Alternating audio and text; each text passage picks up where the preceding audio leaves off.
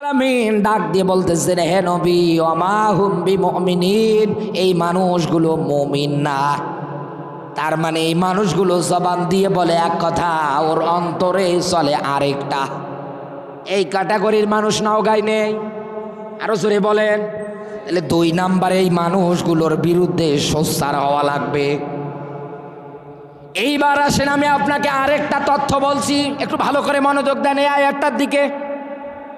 সূরা ফাতির 35 number সূরার 32 number আয়াত। বাড়ি গিয়ে বাংলা অনুবাদ যে কোরআন শরীফগুলো আছে বের করে দেখেন। পুরো মুসলিম মিল্লাত, পুরো মুসলিম জাতিকে আমার আল্লাহ পাক 3 ভাগে ভাগ করেছেন। কয় ভাগ? আরো জোরে বলেন। মুসলমানদের ভাগ কাতার কয়টা?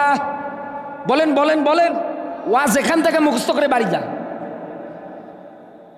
আবারও আয়াতটা বলছি সূরা ফাতির, কোরআনের কর্মিক ধারাবাহিক অনুযায়ী সূরাটা দাঁড়িয়েছে 35 নাম্বার সূরা, এর 32 নাম্বার আয়াত। 1 নাম্বারে আল্লাহর ভাষা অনুযায়ী মুসলমানদের কাতার, ওরা নিজেরাই নিজেদের উপরে জুলুম করে। এ কথা কার? আরো জোরে বলেন। নিজেরাই নিজেদের উপরে জুলুম করে, এটা আবার কেমন কথা? মালিক এইটাই বুঝিয়েছেন। এই দুনিয়ার ময়দানে অনেক মানুষ আছে, ও জানে আমার রব হচ্ছে একজন, তিনি আমার আল্লাহ। তিনি সব কিছু ক্ষমতা করার মালিক, তার সব কিছু করার ক্ষমতা আছে, সব কিছু তিনি করতে পারে। এমনকি সব কিছুর ক্ষমতার উপরে তার ক্ষমতা। আহুয়া আলা কুল্লি শাইইন কাদির। বলেন আল্লাহু আকবার।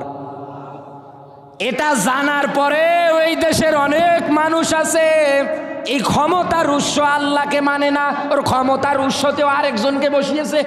এই কথা বলে টাকা, ও আল্লাহকে মানে না, আল্লাহর নিয়ম নীতিগুলো মানে না।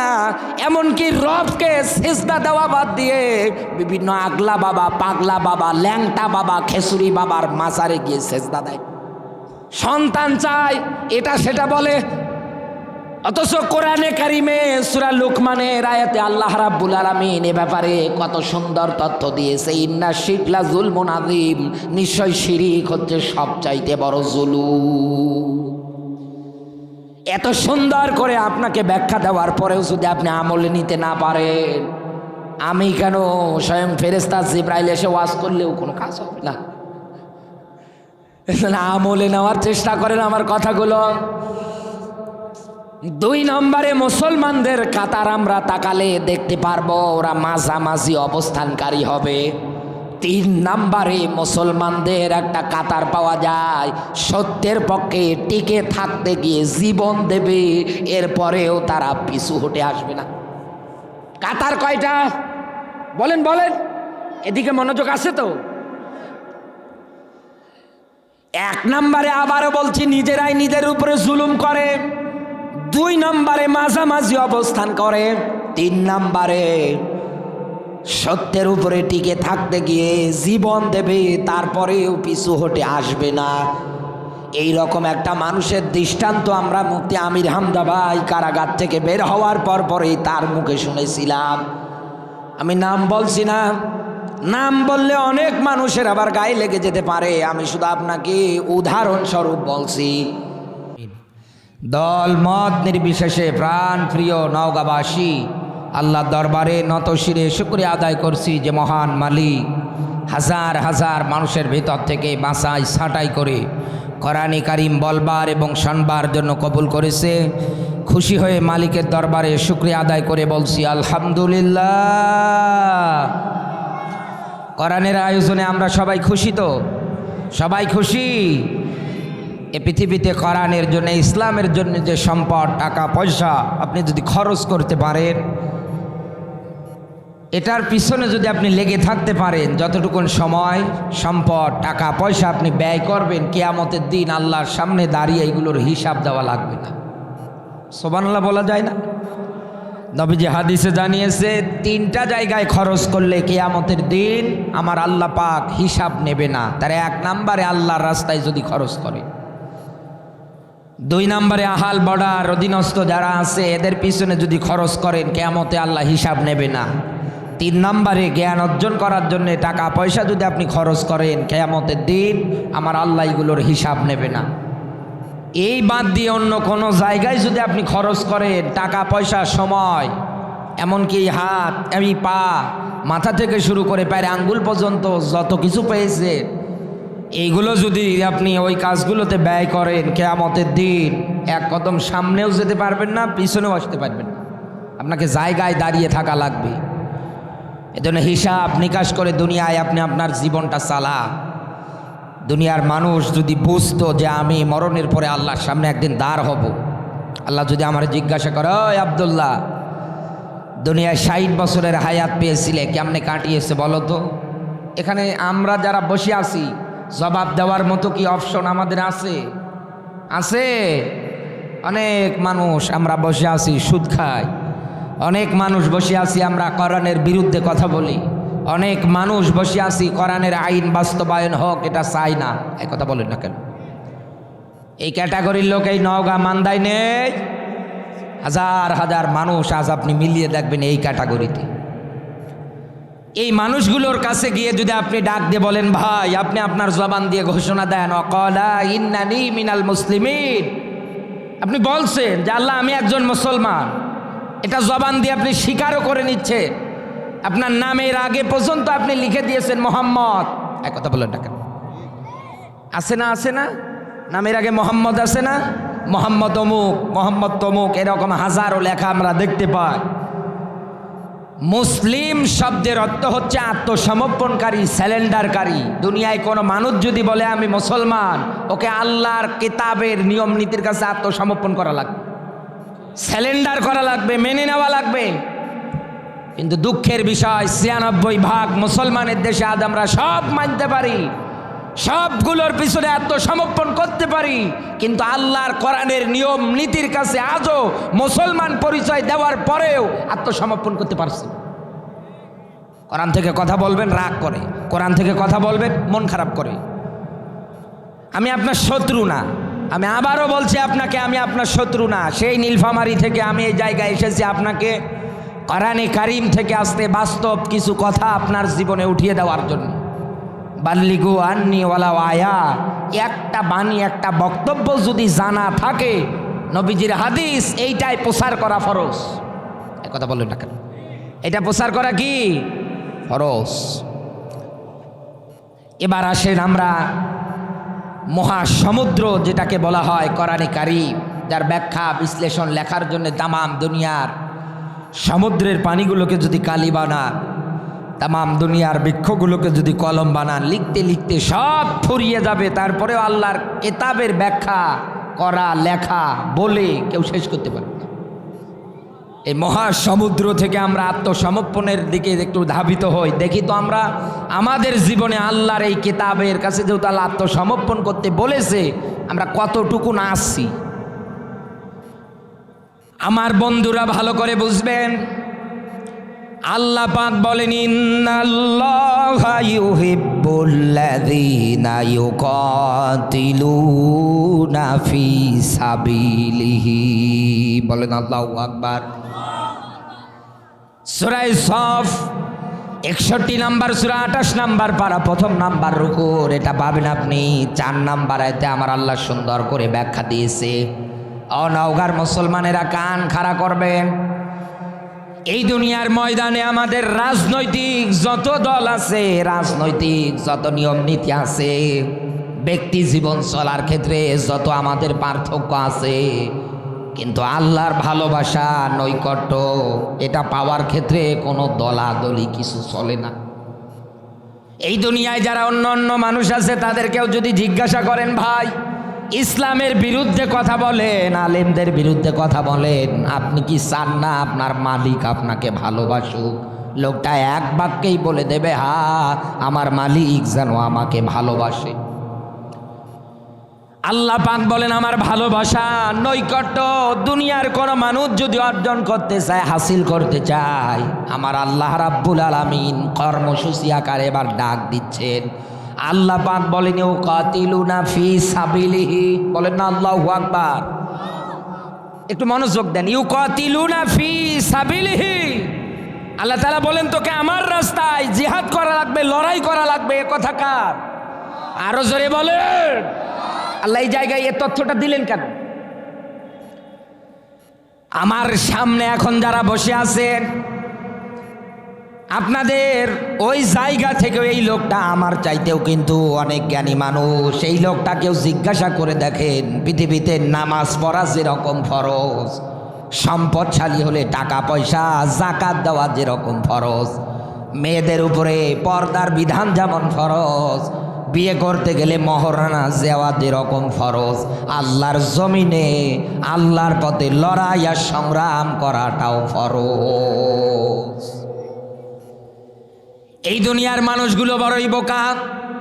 নামাজের কথা বলবেন মেনে নাই, কোনো বাধা বিপত্তি কোনো দিক দিয়ে আপনার উপরে দেখাবে না। এই দুনিয়ার ময়দানে অন্যান্য যত কিছু আছে এইগুলোর ব্যাপারে কথা বলবেন, অতটা মনে করবে না। আপনি আপনার জবান দিয়ে যখন এই আয়াত থেকে ডাক দিয়ে বলবেন, হা এই দুনিয়ার ময়দানে সৃষ্টি যার আইন চলবে তার, এই কথা বলতে যখনই যাবেন এই দেশের হাজারো মানুষ আছে বাধা দেয়। আপনি আমার কথার সঙ্গে একমত? বাধা দেয় না? বাধা দেয় না? বন্ধ করে দেয় না? বলতেই দেবে না আপনাকে কথা। আমার বন্ধুরা একটু মনোযোগ দেবেন। আল্লাহ রাব্বুল আলামিন এই শব্দ দেওয়ার পর এই কোরআনে কারিমের পরের অংশটুকুনে, আয়াতের পরের অংশটুকুনের দিকে এবার লক্ষ্য করেন। সফাত, এখানে যারা আলেম বসে আছে জিজ্ঞাসা করেন, সফ মানে দলবদ্ধ, কাতারবদ্ধ, সারিবদ্ধ। ইউকাতিলুনা ফি সাবিলিহির পরে আল্লাহ সফান কেন দিলেন? আবার এর একটা অর্থ দাঁড়াচ্ছে, মিনিং হচ্ছে দলবদ্ধ, কাতারবদ্ধ, সারিবদ্ধ। তার মানে মালিক এইটাই বোঝাতে চায়, ও নওগাঁর মান্দার মুসলমানেরা, দুনিয়ায় যদি আল্লাহর পথে লড়াই আর সংগ্রামটা করতে চান, দুনিয়ায় যদি আল্লাহর জমিনে আইন কানুন নিয়ম নীতি বাস্তবায়ন যদি করতে চান, একা একা কোনো দিনও সম্ভব না। এই জন্যে আল্লাহ দিয়েছে দলবদ্ধ, কাতারবদ্ধ। কিন্তু আমাদের দেশের দিকে তাকালে এই দেশে আজ দলবদ্ধ, কাতারবদ্ধ, সারিবদ্ধ নেই। কথা বলে টাকা এই দেশে আজ টুপিওয়ালা শত্রু। এক হুজুর আরেক হুজুরের দেখতে পারে না। হুজুর যদি জোরে যায় বলে দাওয়াত পেয়েছে, যদি একটু আসতে যায় বলে কতপা খাওয়া খেয়ে যাচ্ছে। এক হুজুর আরেক হুজুরের বিরুদ্ধে হাজারো রকমের ফতোয়া, হাজারো রকমের কথাবার্তা একাধারে রটিয়ে যায়। আলেমে আলেমে বিভেদ এই দুনিয়ার ময়দানে এখন আছে না নেই? অথচ আল্লাহর ব্যাখ্যা এটা মেনে নাও ফরজ। আল্লাহ পাক বলেন, আমার রাস্তায় যদি লড়াই করতে চাও, সংগ্রাম করতে চাও, আইন কানুন নিয়ম নীতি বাস্তবায়ন যদি তোমরা করতে চাও, তাহলে তোমাদের দলবদ্ধ হওয়া লাগবে, কাতারবদ্ধ হওয়া লাগবে, সীসা ঢালা প্রাচীরের মতো। সহজেই কেউ যেন তোমাদের উপরে আক্রমণ করে তোমাদের এই সীসা ঢালা প্রাচীরটা ধ্বংস করে দিতে না পারে। এ কথা কার? আরো জোরে বলেন। এ কথা বলেছেন কে? আমার আল্লাহ। এই দুনিয়ার ময়দানের বাস্তব উদাহরণ দিচ্ছে, এবার মেলান। আল্লাহর কোরআনের ভাষা অনুযায়ী আপনাকে হিংসা বিদ্বেষ সব কিছু ভুলে যাওয়া লাগবে, একে অপরের হাতের উপরে হাত রাখা লাগবে, আর নবীজির হাদিস ফলো করা লাগবে। নবীজি জানিয়েছেন, প্রত্যেকটা মুসলমান একটা দেহের মতো। এই মুসলমানের একটা দেহের একটা অংশে যদি কেটে যায়, যেরকম না ব্যথা অনুভব হবে, আমার একজন মুসলমান দিনী ভাই কোনো জায়গায় যদি মাইর খায়, ওই রকম ব্যথা অনুভব হওয়া দরকার। তামাম দুনিয়ায় আজ মিলিয়ে দেখেন, ফিলিস্তিনে মাইর খায় মুসলমান, এক কথা বলে দেখেন। এই বাংলাদেশে ও মাইর খায় মুসলমান, একাধারে খেয়েই যাচ্ছে। শুধু আমাদের মধ্যে দলবদ্ধ, কাতারবদ্ধ, সারিবদ্ধ না থাকার কারণে লিল্লাহে তাকবীর, লিল্লাহে তাকবীর। এমপি মহোদয়ের আগমন, যুব সমাজের পক্ষ থেকে নারায়ে তাকবীর। আল্লাহ পাক তার এই গোলামকে যেন নেক হায়াত দান করে। জোরে বলুন আমিন, আরো জোরে বলেন আমিন।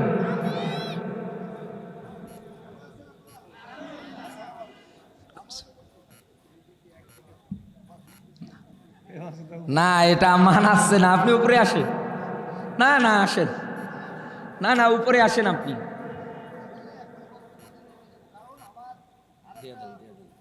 আচ্ছা আপনি আসেন, বক্তব্য দিয়ে কথা বলে চলে যান। আচ্ছা আপনি আসেন, উপরে আসেন, আপনি কথা বলে চলে যান, তারপরে আমি কথা বলছি ইনশাআল্লাহ। আসেন আসেন আসেন, আপনি আসেন।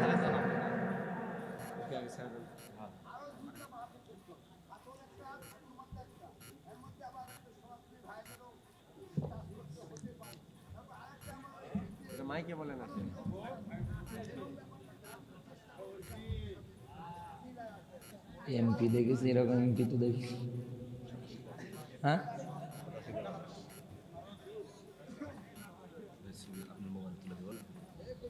আপনার মোবাইল দিয়ে ওঠেন, কি জানেন?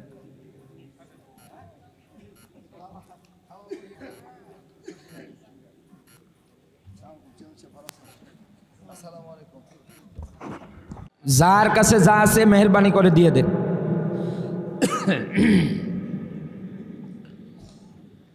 মহিলা মা বোনদের ওখানে একজন ভলান্টিয়ার হয়ে আপনারা ওই জায়গার মধ্যে কালেকশন করে পরবর্তীতে পাঠিয়ে দেবেন।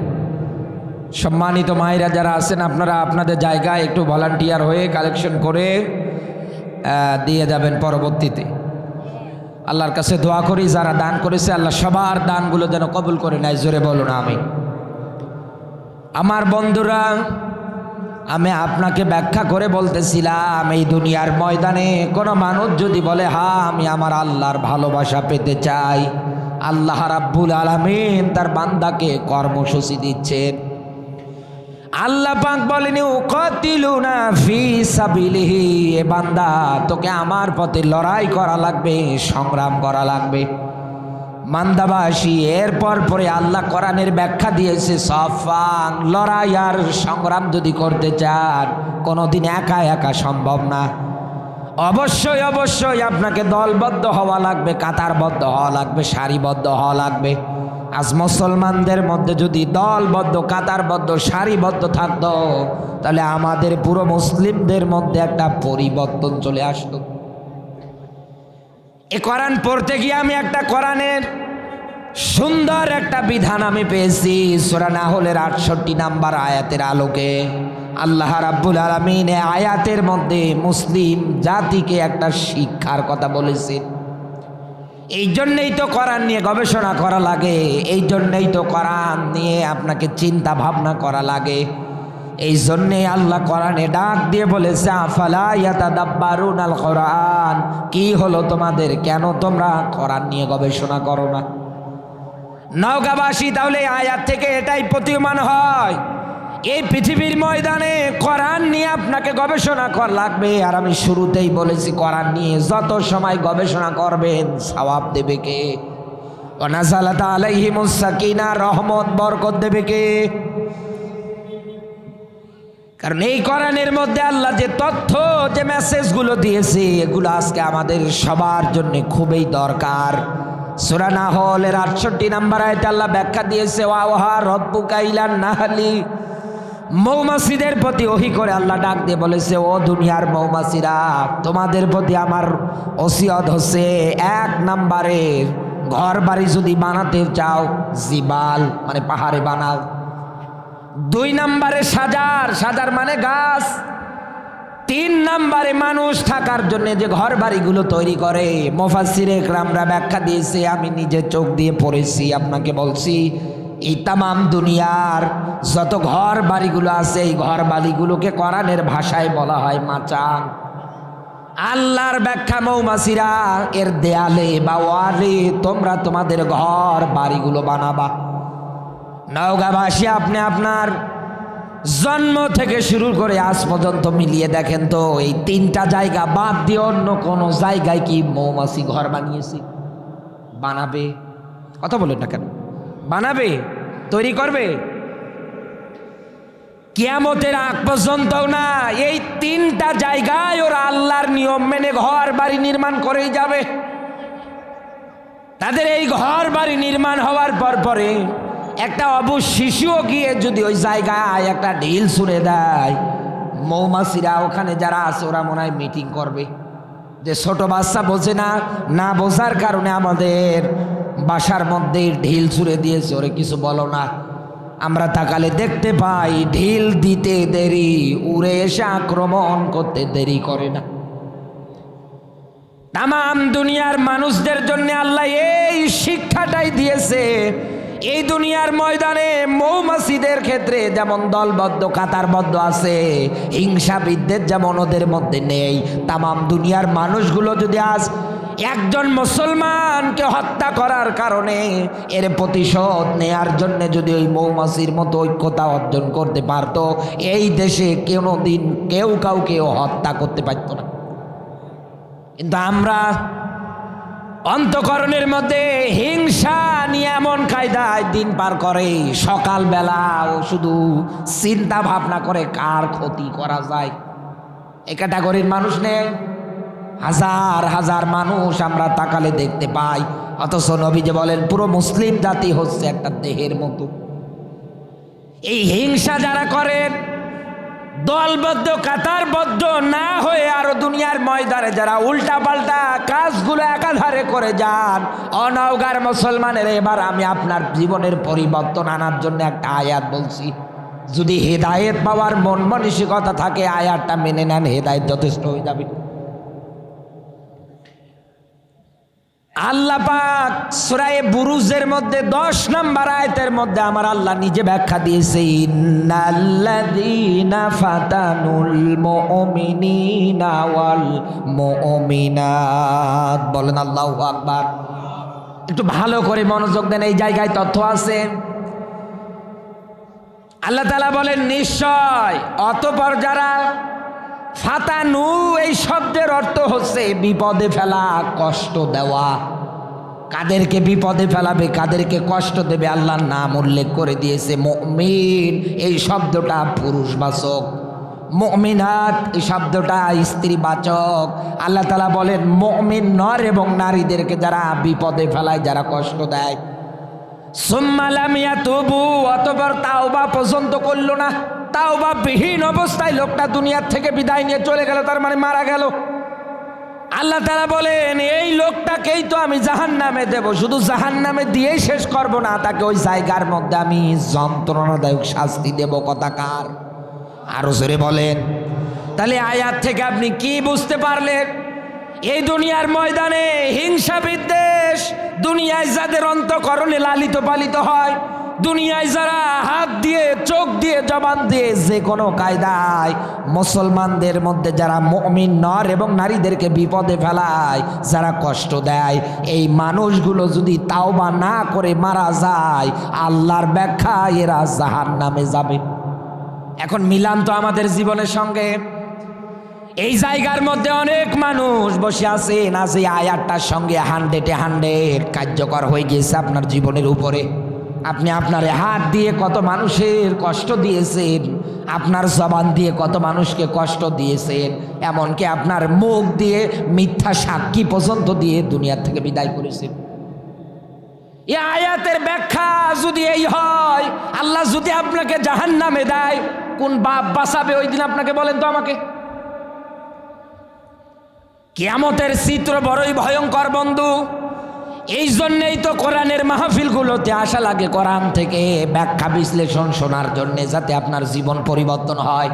এই বিদর্ভর যুব সমাজের উদ্যোগে আজকের এই মাহফিল, আপনার অন্তঃকরণে ভয় ভীতি এটাই যেন তৈরি হয়, আজকের পর থেকে আমার এই হাত দিয়ে আমি কাউকে কষ্ট দেব না, আমার পা দিয়ে আমি কাউকে কষ্ট দেব না, আমার এই জবান দিয়ে কাউকে আমি কোনোভাবে কষ্ট দেব না। যদি আমি কষ্ট দিয়ে ফেলি, এই তাওবা যদি আমি না করে মারা যাই, আল্লাহর আয়াত আমাকে জাহান্নামে যাওয়া লাগবে। আর আমি যদি জাহান্নামে যাই, কেউ আমারে বাঁচাতে পারবে না। বাঁচাতে যে পারবে না তার দলিল কই?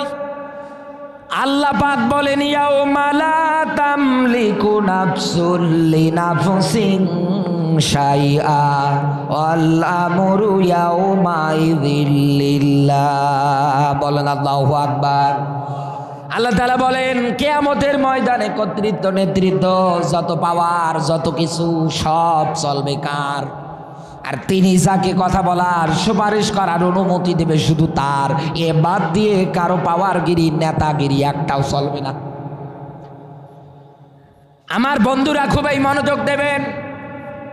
তাহলে এতগুলো কথা শোনার পরে সারমর্ম একটাই দাঁড়াচ্ছে দুনিয়ার ময়দানে, মুসলিমদের পরিবর্তন যদি দেখতে চান, এই দুনিয়ার ময়দানে আপনি যদি ভালো কাজের দিকে অগ্রসর হতে চান, ভালো একটা রেজাল্ট যদি পেতে চান, এক কথায় আল্লাহর নৈকট্য দুনিয়ায় যদি হাসিল করেই মারা যেতে চান, আজকের পথ থেকে হিংসা বিদ্বেষ সব বাদ, আমাদের এক প্ল্যাটফর্মে এক কাতারের মধ্যে দাঁড় হওয়া লাগবে। কথা বলুন না কেন? কে কোন দল করেন আমার দেখার বিষয় নেই, একটাই পরিচয়, আমরা মুসলমান। এই মুসলমান পরিচয় বহন করার পরে ওই মৌমাছির আয়াত থেকে শিক্ষা নিয়ে যদি জীবন চালাতে পারতাম, কোনো দিন আমার দেশে কোনো মুসলমান লাঞ্ছিত অপমানিত হতো না। কিন্তু আমরা তো পারি না, আমরা সুবিধাবাদ আর জিন্দাবাদ, এই ধান্দা এই চিন্তা টেন্ডেন্সি নিয়ে দুনিয়ায় যারা জীবন জিন্দেগি পার করেন, তাদের জন্য আল্লাহর ভালোবাসা না।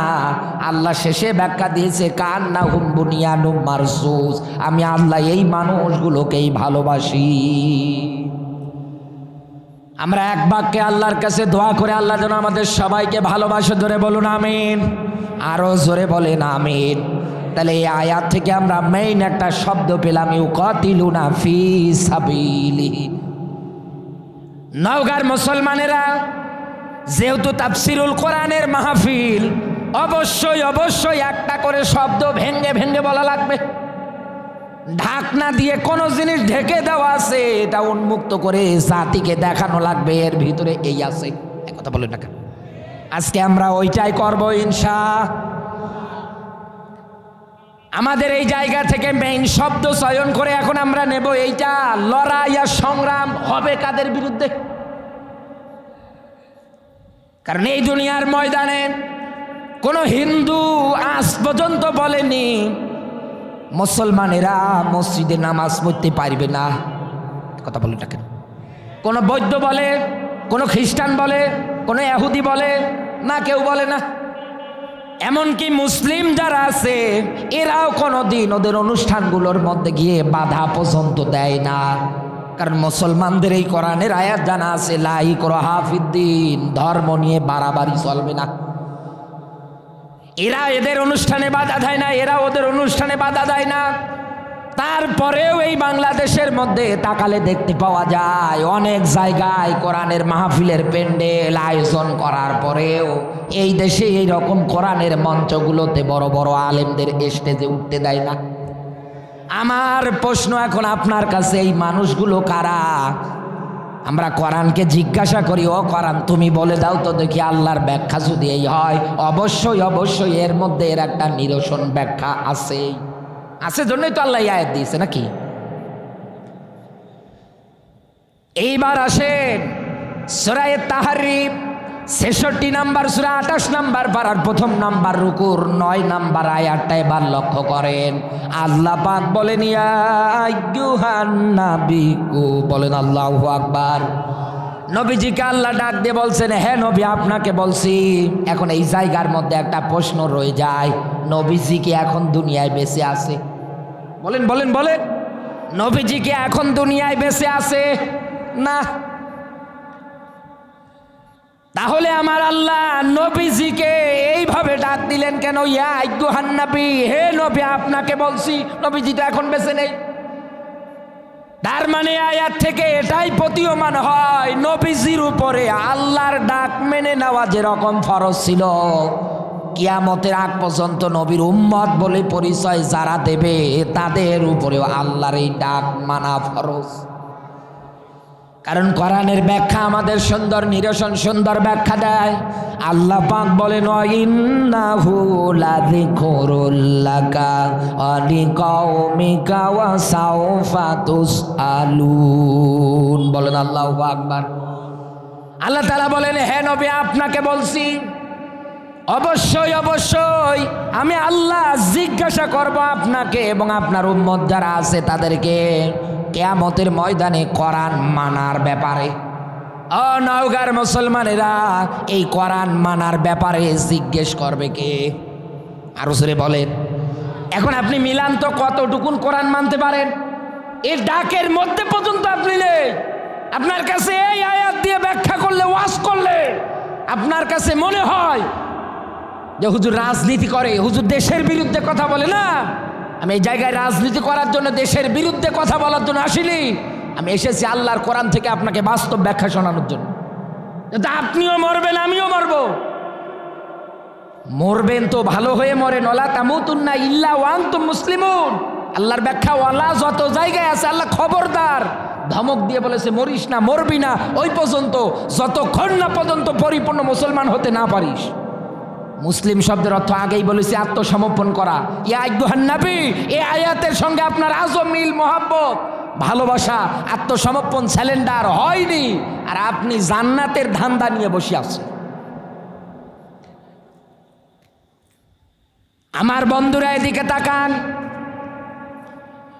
বিশ্বনবী মুহাম্মাদুর রাসূলুল্লাহ সাল্লাল্লাহু আলাইহি ওয়াসাল্লামকে আমার আল্লাহ পাক ডাক দেওয়ার পরে এবার কর্মসূচি দিচ্ছেন। হে নবী, আপনাকে বলছি কি, দুনিয়ার ময়দানে লড়াই আর সংগ্রামটা যদি করতে চান দলবদ্ধ কাতারবদ্ধ হয়ে, সীসা ঢালা প্রাচীরের মতো হয়ে, এক নম্বরে আমার ব্যাখ্যা, হে নবী তাদের বিরুদ্ধে করেন জাহিদিল কুফার। বলেন আল্লাহু আকবার।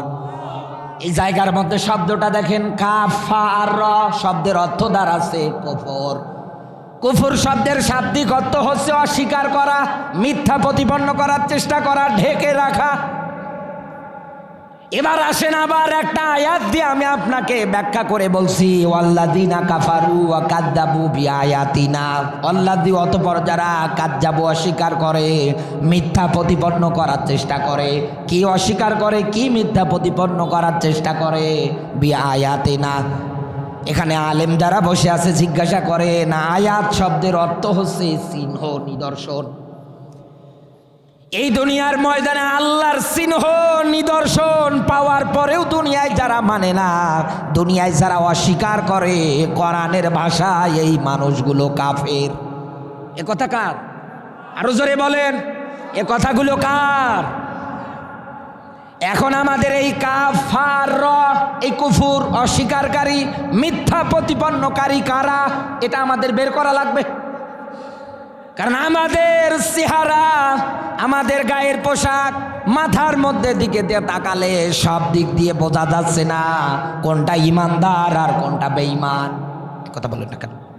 মুখে দাড়িও বিশাল বিশাল, মাথার মধ্যে লম্বা টুপি, গায়ে লম্বা জামা, এরপরেও এই দেশে হাজারো মানুষ আছে টুপি দাড়ি নিয়ে পর্যন্ত এই কোরআনের বিরুদ্ধাচারণ করে। আছে না নেই? আরো জোরে বলেন। আমার বন্ধুরা, এইবার আমি আপনাকে আরো ভালো করে বিষয়টা ক্লিয়ার করার জন্যে, আরো ভালো করে বোঝানোর জন্যে আমি আপনার মাঝে খুবই একটা পরিচিত আয়াত নিয়ে আসতেছি। কোরআনে কারিমে আল্লাহ রাব্বুল আলামিন জানিয়েছে, ওয়াকালাল্লাযীনা কাফারু লা তাসমাউ লিহাযাল কুরআন আলগাউ ফিহি লাআল্লাকুম তাগলিবুন। সূরা হামিম সেজদা 41 নম্বর সূরা 24 নম্বর পারা 4 নম্বর পৃষ্ঠার 4 নম্বর রুকুর 26 নম্বর আয়াত। এটা আমাদের খুবই একটা পরিচিত আয়াত। এই আয়াতের মধ্যে আল্লাহ কি তথ্য লুকিয়ে রেখেছে এবার আমরা একটু গবেষণা করে দেখি। যেহেতু আমাদের মেইন শব্দ বের করা লাগবে কুফর, তাহলে এই জায়গার মধ্যেও কুফর শব্দের কোনো আবিধানিক বিধান আছে নাকি? আল্লাহর ব্যাখ্যা, হে নবী কাফেরেরা চাইবে কি এই দুনিয়ার ময়দানে সব চলুক, কোরআন যেন না চলে। এই কারণেই তারা তাদের জবান দিয়েই ঘোষণা দিত যে সব চলুক, কোরআন যেন না চলে। এই জন্যেই বলতো, কারণ তারা বিভিন্ন জায়গায় সুদের মতো হাজারো এনজিও তৈরি করে ফেলেছে।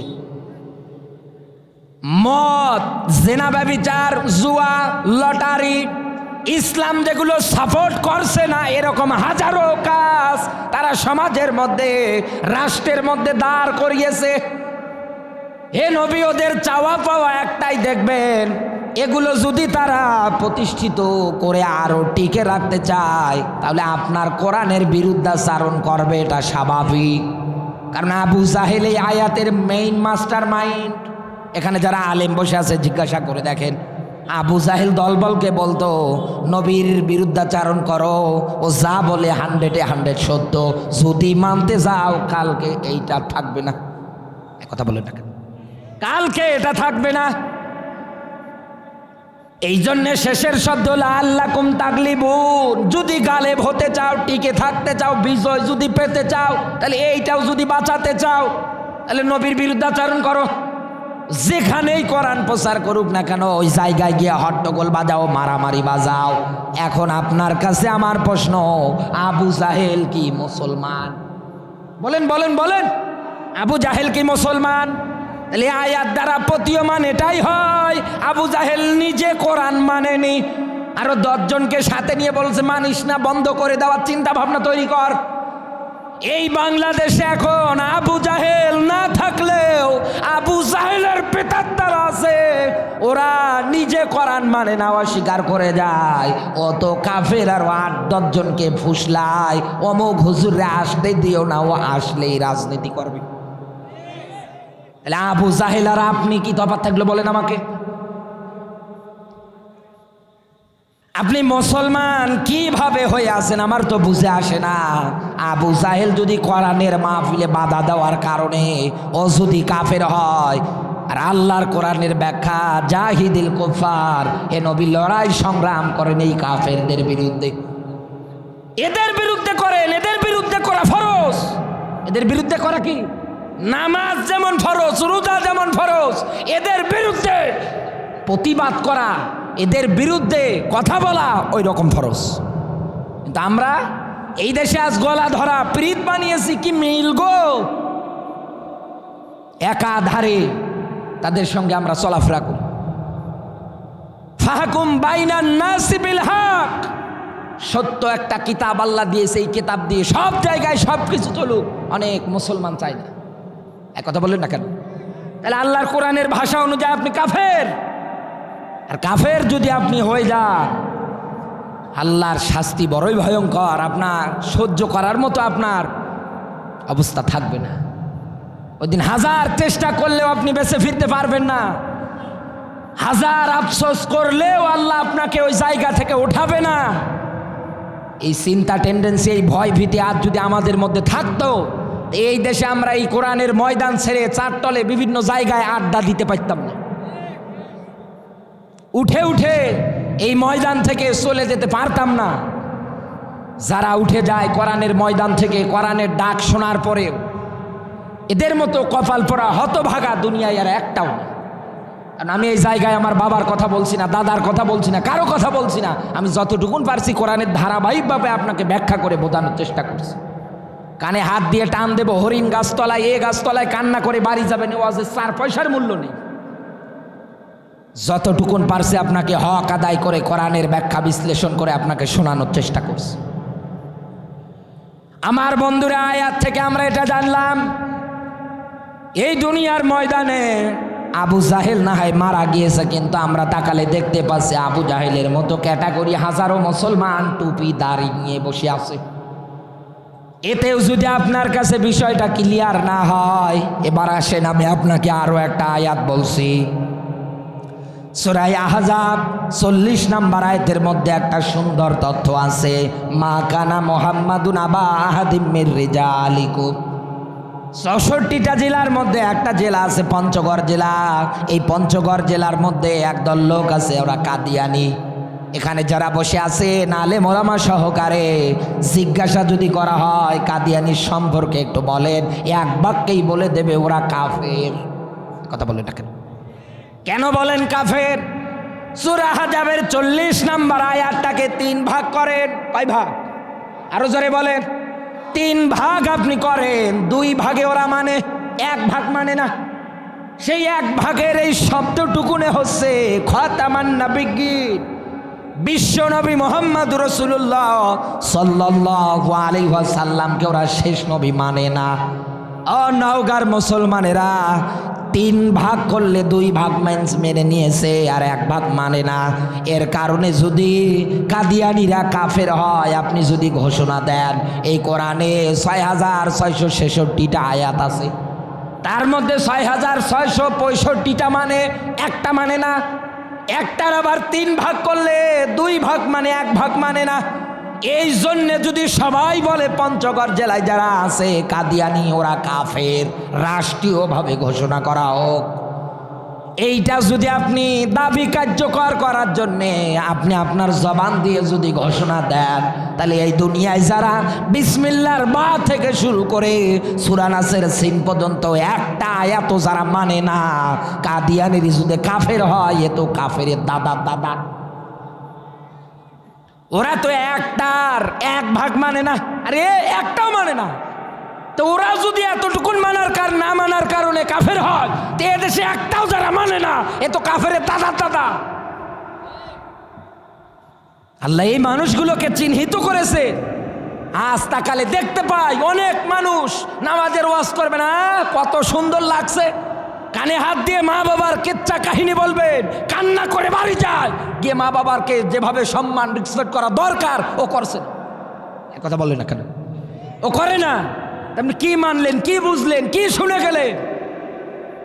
বিশ্বাস করেন, নওগাঁর মুসলমানেরা এই দুনিয়ার ময়দানে কুফরি আকীদা অস্বীকার করার মতো মন মানসিকতা দুনিয়ায় কারো যদি তৈরি হয়, এমনকি কোরআনের ব্যাখ্যা শোনার পরেও কোনো মানুষ যদি বলে এই মৌলবীদের আর খেয়ে কাজ নেই, এরা মাইক পেলে শুধু চিল্লায়, এটা ওটা বলে বক্তব্য দেয়, এর গালায় ওর গালায়, এরকম নাক চিটকানেও মনোভাব অন্তকরণে যদি আপনি নিয়ে আসেন, আল্লাহর কোরআন বলে হাবিতত আমালুহু, আল্লাহ বহু বচন শব্দ ব্যবহার করে ডাক দিয়ে বলেছে তোর জীবনের একটা ভালো আমলও ঠিক থাকবে না, সব আল্লাহ নষ্ট করে দেবে। আল্লাহ যদি জীবনের আমল নষ্ট করে দেয়, কোনো বাপ আছে আমল ফিরিয়ে দেওয়া? আরো জোরে বলে, আছে? আছে নেই। আশা করি আপনার কাছে বিষয়টা ক্লিয়ার হয়ে গিয়েছে, আপনি ভালো করে বুঝতে পেরেছেন এই দুনিয়ার ময়দানে আল্লাহর এই আয়াত অনুযায়ী কাফের কারা। আপনাকে আর ওইভাবে ব্যাখ্যা দেওয়া লাগবে না, যদি আপনার মাথার মধ্যে মগজ থাকে আর যদি গোবর থাকে, ঝুরি কোদাল দিয়েও বোঝানো সম্ভব না। কারণ অনেক মানুষ এই দেশে আছে, কোরআনের মাহফিলে আসলে বোঝে না, না বোঝার ভান করে বসে থাকে। হ্যাঁ হুজুর তুমি বলো, বলেই যাও, ও কিন্তু বোঝে কি বলে, কিন্তু না বোঝার ভান করে বাড়ি চলে যায়। 1 নম্বরে এই পয়েন্টটা মনে রাখবেন, আজকের পর থেকে যারা কাফের, কোরআনের আয়াত যারা মানে না, এদের বিরুদ্ধে জিহাদ করা, সংগ্রাম করা ফরজ। সে যদি নিজের বাবাও হয় তারপরেও ফরজ। কথা বলি না, আপনার রক্তীয় যদি ভাই হয়, ও যদি কোরআন না মানে, কোরআনের বিরুদ্ধাচরণ যদি করে, এ ভাইয়ের সঙ্গে সম্পর্ক শেষ। এই কথা বলেন না কেন? সে যেই হোক না কেন, আল্লাহর কোরআনের আয়াতের ব্যাখ্যা যদি আপনি দাবি করেন যে আমি দুনিয়ার মানুষের ভালোবাসা চাই না, আমার আল্লাহর ভালোবাসা চাই, কোনো মানুষ যদি আল্লাহর ভালোবাসার নৈকট্য হাসিল করতে পায়, তার জীবনে এই রকম একটা জীবন জিন্দেগি আল্লাহ দিয়ে দেয়। বিশ্বনবী মুহাম্মদুর রাসূলুল্লাহ সাল্লাল্লাহু আলাইহি ওয়াসাল্লাম জানিয়েছেন, আমার আল্লাহ যদি কোনো মানুষকে ভালোবাসে, জিবরিল আমিনকে ডাকতে বলে, জিবরাইল ওই বান্দাকে আমি ভালোবাসি, তুমিও ভালোবাসতে আরম্ভ করে দাও। এ জিবরাইল তুমি ভালোবাসবে, আমি ভালোবাসবো, এতে করে এই লোকটার মর্যাদাটা পূর্ণ হয়ে যাবে না। ও জিবরাইল আমার ব্যাখ্যা হচ্ছে, জলদি করে এলান করে দাও, আমার যত ফেরেশতাদেরকে আমি বানিয়েছি সবাইকে বলো লোকটাকে যেন ভালোবাসে। তামাম দুনিয়ার যত সৃষ্টিকুল আছে সবাইকে বলে দাও লোকটাকে যেন ভালোবাসে। এই রকম মর্যাদা, এই রকম সম্মান যিনি দেয় তিনি কে? এই ভালোবাসার যদি আপনি নৈকট্যটা অর্জন করে নিতে চান, তাহলে আজকের পর থেকে আপনার দৃষ্টিতে কাফের যারা হবে, এদের সঙ্গে কোনো বন্ধুত্ব নেই, কোনো আপোষ নেই। এদের বিরুদ্ধে আমাদের সব সময়ের জন্য সোচ্চার হওয়ার দরকার আছে না নেই? এদেশে আর সোচ্চার হব কি? এই দেশের এমনও মসজিদ, এমনও মাদ্রাসার সভাপতি সেক্রেটারি তৈরি হয়ে আছে, এক ওয়াক্ত নামাজ পড়ে না, আল্লাহ আছে একজনও বিশ্বাসে করে না, টাকা পয়সা আছে, সম্পদশালী আছে, এই জন্য সভাপতি বানিয়ে রেখেছে। আরে ভাই ও তো টাটকা কাফের, ও তো ইমানে নেই। যে কোনো জায়গার দায়িত্ব পালন করতে গেলে ওর গুণাবলী 1 নম্বরে থাকা চাই, মান আমানা বিল্লাহ। রব্বানি ভাইকে জিজ্ঞাসা করেন, আলেম মানুষ, সূরা তাওবার 18 নম্বর আয়াত। অবশ্যই অবশ্যই লোকটাকে হওয়া লাগবে ইমানদার, অথচ ইমানে নেই, কোরআনের আয়াতে মানে না, ও হয়ে আছে এই দেশের সভাপতি। এগুলো বলতে গেলেই আবার বলে এত কিছু বলার দরকারটা কি? আরে ভাই, এই দুনিয়ার ময়দানে কোনো জায়গায় কোনো বেঈমান, কোনো কাফের যদি দায়িত্ব পালন করে, তাহলে ওই জায়গার মধ্যে 4 দফা কর্মসূচি দেখবেন। 1 নম্বরে আইজ্জাত আহলিহা, ওই মসজিদের খতিব, ওই মসজিদের মুয়াজ্জিন, ওই মসজিদের ইমাম যারা আছে তারা তাদের প্রাপ্য অধিকার মর্যাদা ফিরে পাবে না। এখন বাংলাদেশের সঙ্গে মিলান, এদেশে ইমাম, মুয়াজ্জিন, খতিবদের কি দাম আছে? মিলান তো আল্লাহ তো শখে ব্যাখ্যা দেয়নি। চাকর ভেবে অনেকে বিভিন্ন ধরনের কথাবার্তা বলে, গালিগালাজ দেয়, বড় অবহেলিত, মাত্র 4-5 হাজার টাকার বেতনে চাকরি করে। বাজারে গেলে মাথায় হাত দিয়ে বাড়ি আসা লাগে, এত জিনিসের দাম বাড়লো কেমনে? এই 5,000 টাকা দিয়ে তো সম্ভব না। ঈদ উদযাপন আপনি করলেন, এত আনন্দ করে আপনার ব্যাংক ব্যালেন্স থেকে টাকা উত্তোলন করে আপনি ঈদের আনন্দ উপভোগ করলেন, কিন্তু একটা ইমামের বাড়িতে কি গিয়ে কোনোদিন খোঁজ নিয়েছেন? একটা মুয়াজ্জিনের বাড়িতে কোনোদিন কি খোঁজ নিয়েছেন? মাত্র 3,000, 2,500, 5,000 টাকা দিয়ে ইমামতি করে কি করলো?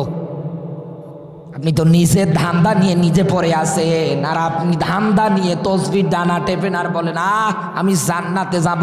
জান্নাতের যাবার 12টা বাজাবে, অত সহজ না। নওগাঁবাসী 2 নম্বরে, কোন মানুষ যদি এই রকম জায়গাগুলোর মধ্যে কাফেরদেরকে আস্থানা জায়গা তৈরি করে দেয়, তাহলে ওই জায়গার মধ্যে ওরা বিশৃঙ্খলা তৈরি করবে, শান্তি বলে কোনো জিনিস থাকবে না। 3 নম্বরে, আল্লাহর আইন একটাও নিজে মানবে না, অপরকেও মানতে দেবে না। 4 নম্বরে, আল্লাহর আইন নিয়ম নীতিগুলো একটা একটা করে তুলে দেবে। বাংলাদেশে অনেক মসজিদ আছে, অনেক জায়গা আছে, যে জায়গাগুলোর মধ্যে ইমাম সাহেবেরা সুদের ওয়াজ করতে পারে না। সুদের ওয়াজ করলে ওর চাকরি থাকে না, ঘুষের ওয়াজ করলেই ওর চাকরি থাকে না। সমাজে মাদক দ্রব্য বেড়ে যায়, এমনও মসজিদের সভাপতি আছে ওর ছেলে মাদকের ব্যবসা করে। ইমাম কি করবে? বাধ্য হয়ে কিছু বলতে পারে না, ওই অবস্থায় ওই জায়গার মধ্যে ইমামতি করে যায়। অথচ আল্লাহর কোরআনের ব্যাখ্যা, কোনো মানুষ যদি আল্লাহর কোরআন জানার পরে গোপন করে, ও তো আলেম না, ও আলেম নামে জালেম। আমার বন্ধুরা রাত গভীর হয়ে গিয়েছে, আমি আর বেশি দূরে এগিয়ে যাব না। মূল পয়েন্টটা আমি আজকে আপনার মাঝে আলোচনা করার চেষ্টা করব, স্বল্প কথায় যেন আপনি আমার কথাগুলো সারমর্ম বুঝতে পারেন।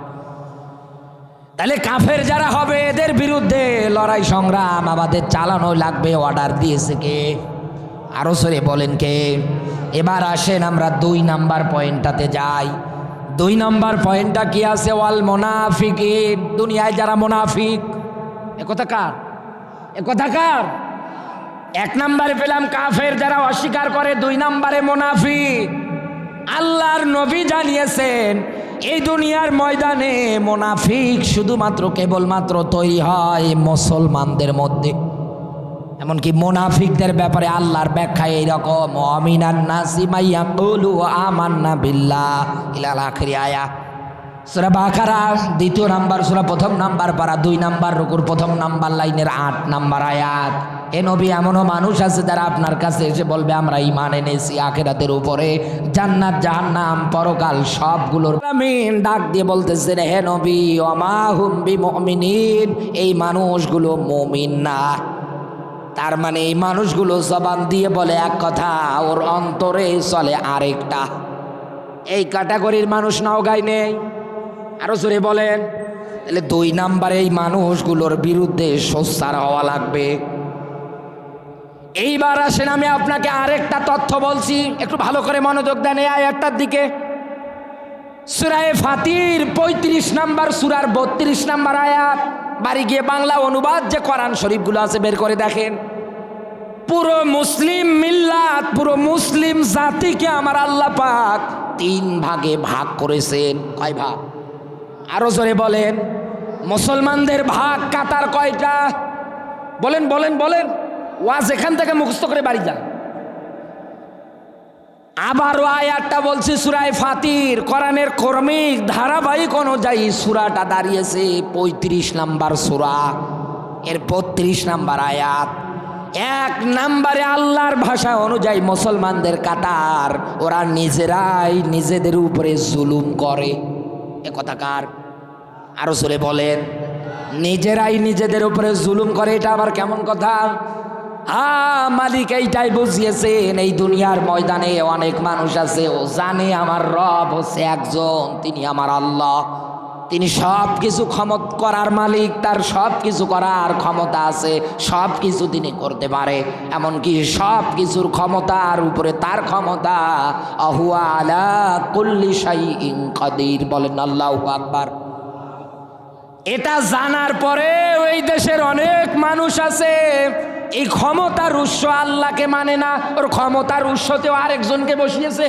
এই কথা বলে দেখেন, ও আল্লাহকে মানে না, আল্লাহর নিয়ম নীতিগুলো মানে না, এমনকি রবকে সিজদা দেওয়া বাদ দিয়ে বিভিন্ন আগলা বাবা, পাগলা বাবা, ল্যাংটা বাবা, খেসুরি বাবার মাজারে গিয়ে সিজদা দেয়। সন্তান চায়, এটা সেটা বলে। অথচ কোরআনে কারিমে সূরা লুকমানের আয়াতে আল্লাহ রাব্বুল আলামিন এ ব্যাপারে কত সুন্দর তথ্য দিয়েছে। ইন্না শিরক লা যুলমুন আযীম, নিশ্চয় শিরিক হচ্ছে সবচাইতে বড় জুলুম। এত সুন্দর করে আপনাকে ব্যাখ্যা দেওয়ার পরেও যদি আপনি আমলে নিতে না পারেন, আমি কেন স্বয়ং ফেরেশতা জিবরাইল এসে ওয়াজ করলেও কোনো কাজ হবে না। আমলে নেওয়ার চেষ্টা করেন আমার কথাগুলো। 2 নম্বরে মুসলমানদের কাতার আমরা তাকালে দেখতে পারবো ওরা মাঝামাঝি অবস্থানকারী হবে। 3 নম্বরে মুসলমানদের একটা কাতার পাওয়া যায়, সত্যের পক্ষে টিকে থাকতে গিয়ে জীবন দেবে, এরপরেও তারা পিছু হটে আসবে না। কাতার কয়টা? বলেন বলেন, এদিকে মনোযোগ আছে তো? 1 নম্বরে আবারও বলছি, নিজেরাই নিজের উপরে জুলুম করে। 2 নম্বরে মাঝামাঝি অবস্থান করে। 3 নম্বরে সত্যের উপরে টিকে থাকতে গিয়ে জীবন দেবে, তারপরেও পিছু হটে আসবে না। এই রকম একটা মানুষের দৃষ্টান্ত আমরা মুফতি আমির হামজা ভাই কারাগার থেকে বের হওয়ার পরেই তার মুখে শুনেছিলাম। আমি নাম বলছি না, নাম বললে অনেক মানুষের আবার গায়ে লেগে যেতে পারে। আমি শুধু আপনাকে উদাহরণস্বরূপ বলছি।